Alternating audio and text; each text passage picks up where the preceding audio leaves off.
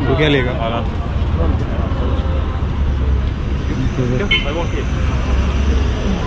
رهيب. شو البس 100 هون شكله؟ طلع متبرد. 100 ولا لا يا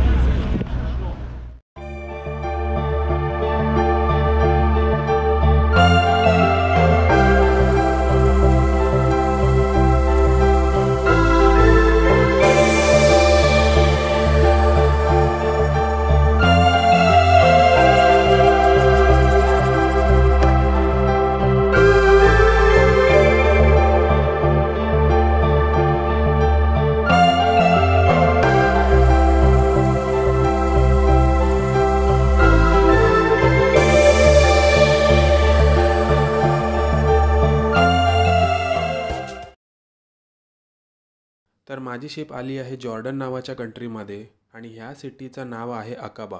आमची ड्यूटी संपली आणि आम्ही 3 जण निघालो अकाबा ही सिटी पाहण्यासाठी।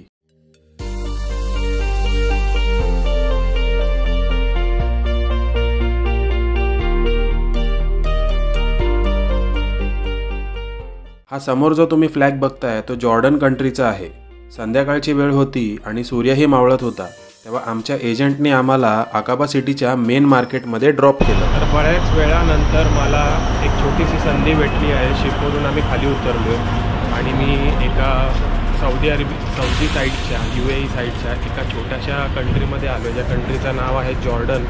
मला फर्स्ट टाईम समजलं जॉर्डन नावाची कंट्री आहे। जॉर्डन नावाच्या कंट्रीच्या एका अकाबा या सिटीमध्ये आम्ही हे असे फिरतोय, थोडंफार फिरायला भेटलं तर फिरून घेतोय आणि 4-5 तासानंतर आम्ही परत जाणार शिपवर। तर ही कंट्री आणि ही सिटी कशी आहे काय आहे ते आता मी जाणून घेतोय। तर आपण बघू नक्की इथे काय काय आहे।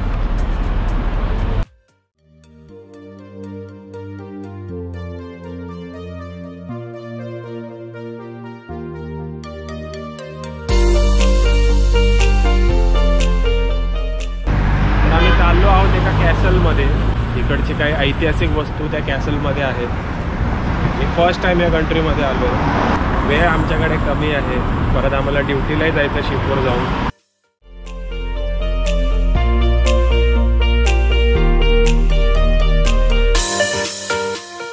तर जेमतेम आमच्याकडे 3-3.5 तास होते फिरण्यासाठी आणि त्यानंतर आम्हाला जायचं होतं शिपवर, कारण आमची होती ड्युटी।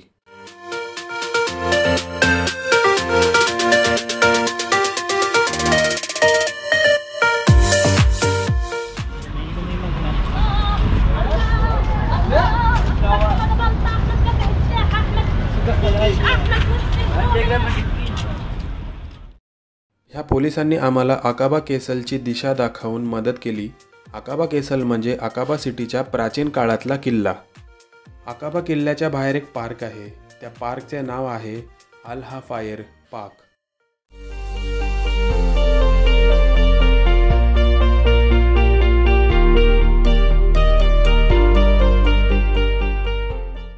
कारमधून आपण जो झेंडा पाहिला होता तो ह्याच अल हाफायर पार्कमधला आहे आणि ह्या पार्कच्याच बाजूला आहे अकाबा किल्ला। मी बऱ्याच उशिरा आलो आहे, अकाबा कॅसल आम्हाला ओपन भेटणार नाही, बाहेरूनच आम्ही। तर मागे पार्कमध्ये लाऊड म्युझिक चालू असल्यामुळे माझं बोलणं माझ्या माईकपर्यंत पोचत नव्हतं आणि फायनली आम्ही एंट्री करत आहोत अकाबा केसल म्हणजे किल्ल्याच्या आत। आणि हा किल्ला अकाबा सिटीच्या प्राचीन काळातला मानला जातो।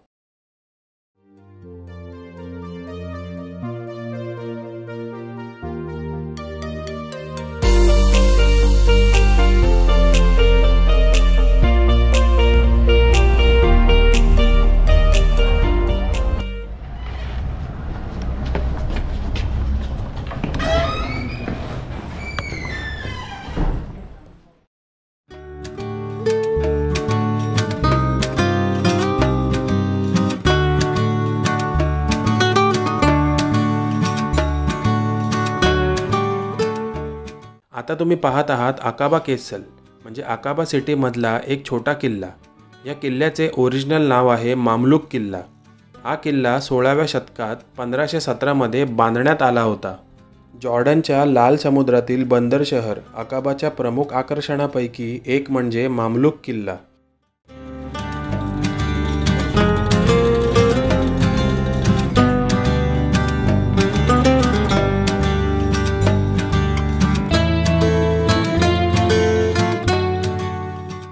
प्राचीन काळात गुन्हेगाराचा गुन्हा सिद्ध होताच त्याला ह्या ठिकाणी फाशीची शिक्षा दिली जात असे। प्राचीन काळात जे छोटे मोठे गुन्हेगार असायचे त्यांना शिक्षा म्हणून या कोठडीमध्ये डांबून ठेवायचे। तर त्या काळात जे राजे महाराजे होते ते आंघोळ करण्यासाठी या ठिकाणी येत होते आणि आंघोळीला जे पाणी भेटायचं ते त्यांना ह्या विहिरीमधून भेटायचं आणि ही विहीर एक 25 मीटर खालीपर्यंत होती आणि या विहिरीमधून गरम पाणीसुद्धा यायचं। त्याची काय टेक्नॉलॉजी होती ती जाणून घ्यायचा प्रयत्न आम्ही करत होतो, पण एवढा वेळ नसल्यामुळे आम्ही ह्याच्यामध्ये जास्त घुसलो नाही आणि मग फक्त आम्ही याची घेतली काही व्हिडिओज आणि काही फोटोज। हा आहे एक खुफिया टनल। जेव्हा शत्रू आपल्यावर हल्ला करतो तेव्हा किल्ल्यावरचा सैनिक सुरक्षित बाहेर पडावा म्हणून ह्या टनलचा वापर करतो आणि या टनलचा खुफिया रस्ता किल्ल्याच्या मागच्या बाजूने बाहेर पडतो। आणि सर्वात महत्त्वाचं म्हणजे या किल्ल्याचा सुलतान त्याचे नाव होते कांसवा अल घवरी आणि त्यांनी हा किल्ला 1517 मध्ये पूर्ण केला।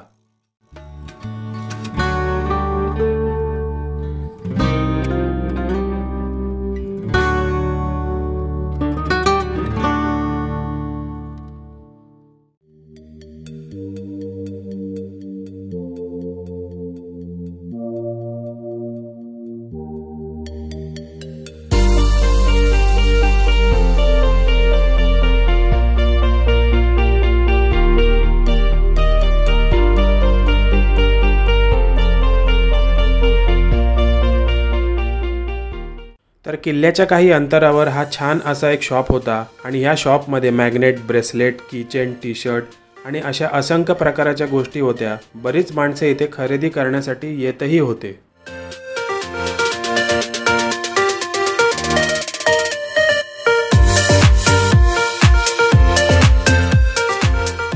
तर हे सोविनियर्स आहेत, हे बऱ्याच कंट्रीचे सोविनियर्स मी जमा केलेत। आतापर्यंत जवळजवळ 21 कंट्रीचे सोविनियर्स मी जमा केलेत। मी ज्या ज्या कंट्रीमध्ये जातो त्या कंट्रीमधून, त्याला ॲक्च्युली मॅग्नेट म्हणतात, तर त्या कंट्रीमधून मी असे सोविनियर जमा करतो। मला खूप आवड आहे या सगळ्या गोष्टी।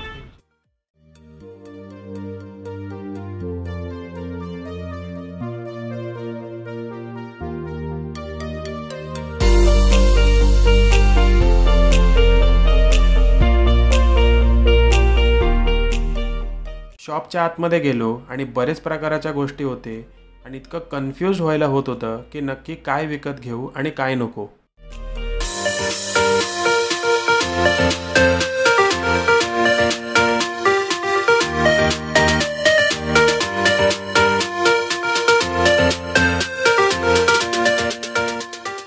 हे आहे अकाबा सिटीचं मेन मार्केट।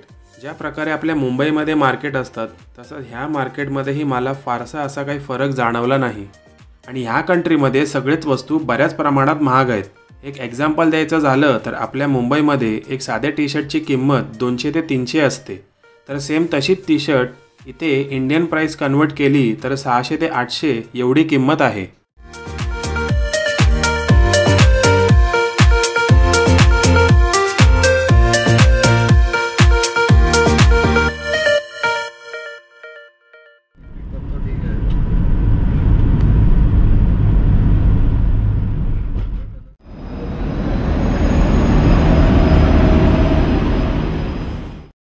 सो अकाबा सिटी फिरून फायनली आम्ही आलो पुन्हा जेलमध्ये, म्हणजेच आमच्या शिपवर।